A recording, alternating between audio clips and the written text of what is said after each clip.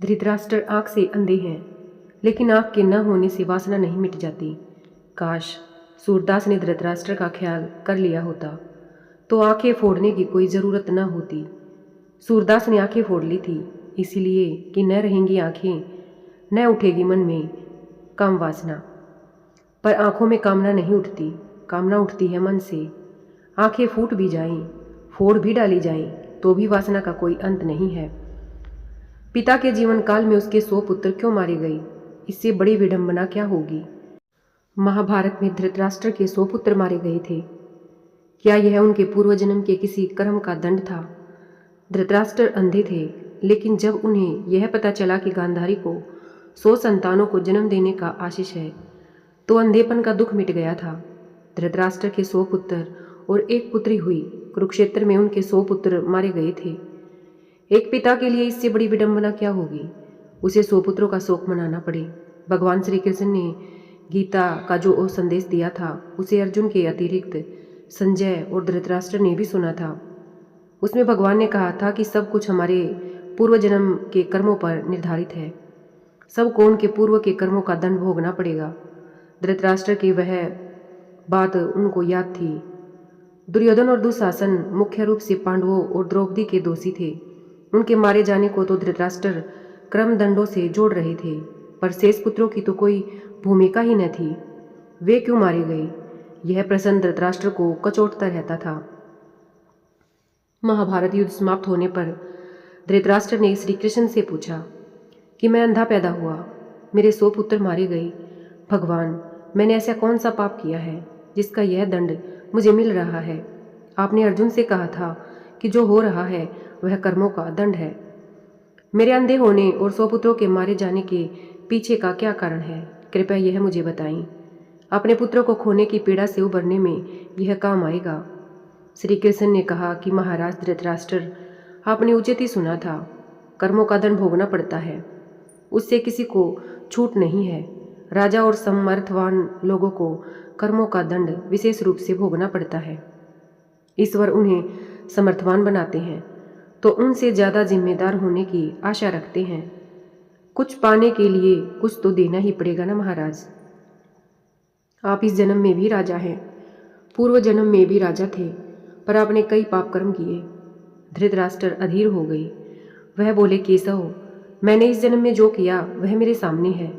एक राजा और एक बड़े परिवार का मुखिया होने के नाते मुझे वही उचित लगा। पूर्व जन्म का रहस्य जानने को उत्सुक हूँ। कृपया वह रहस्य खोलें कि ऐसा कौन सा पाप था कि मैं अंधा भी हुआ और 100 पुत्र भी गंवाए। भगवान श्री कृष्ण ने धृतराष्ट्र को पूर्व जन्म की याद दिलानी शुरू की। उन्हें पूर्व जन्म में लेकर गए।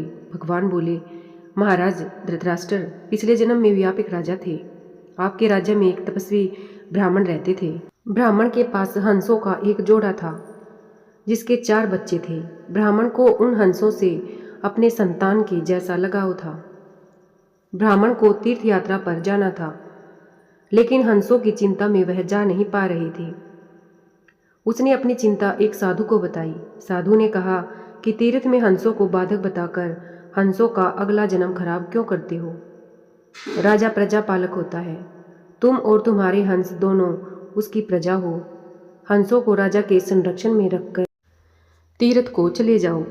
आप एक प्रजापालक राजा थे, इसीलिए ब्राह्मण को यह बात जम गई। वह आपके पास आया और अपनी सारी परेशानी कह सुनाई। आपने ब्राह्मण के तीर्थ से लौट आने तक हंसों की रक्षा का दायित्व स्वीकार कर लिया।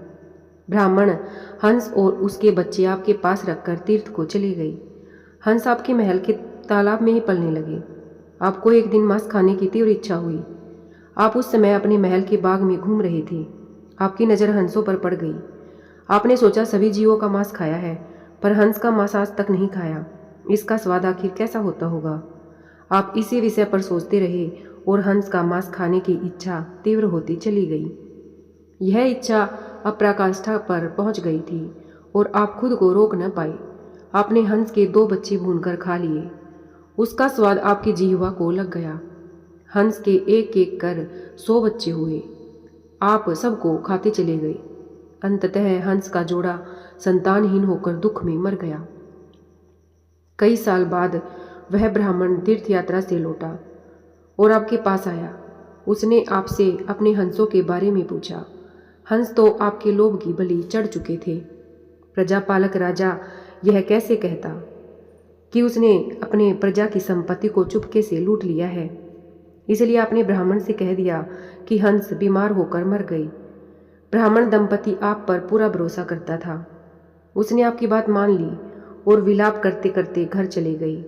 महाराज धृतराष्ट्र, आपने हंस के बच्चों को खाकर और फिर झूठ बोलकर एक साथ कई अपराध किए। वह सुनिए, आपने तीर्थ यात्रा पर गए उस व्यक्ति के साथ विश्वासघात किया जिसने आप पर अंधविश्वास किया था। आपने प्रजा की धरोहर में डाका डालकर राजधर्म भी नहीं निभाया। जिह्वा के लालच में पड़कर हंस के 100 बच्चे भूनकर खा गए जो आपके पास आश्रय के लिए आए थे। इस तरह आपने उस असहाय का वध किया जिसे आपने आश्रय दिया था। यह बहुत बड़ा पाप है। हे राजन, इन घोर पाप कर्मों का आपको दंड मिला है। जैसे आपने जिह्वा के लालच में हंस के 100 बच्चे मारे, वैसे ही आपके 100 पुत्र हुए, लालच में पड़कर मारे गए। उन सब की जिह्वा भी आवश्यकता से अधिक उद्दंड थी।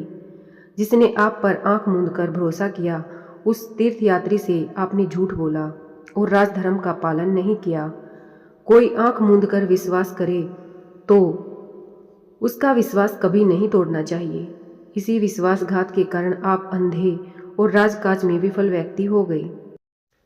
श्री कृष्ण ने कहा, सबसे बड़ा छल होता है विश्वासघात। आप उसी पाप का फल भोग रहे हैं। धन्यवाद।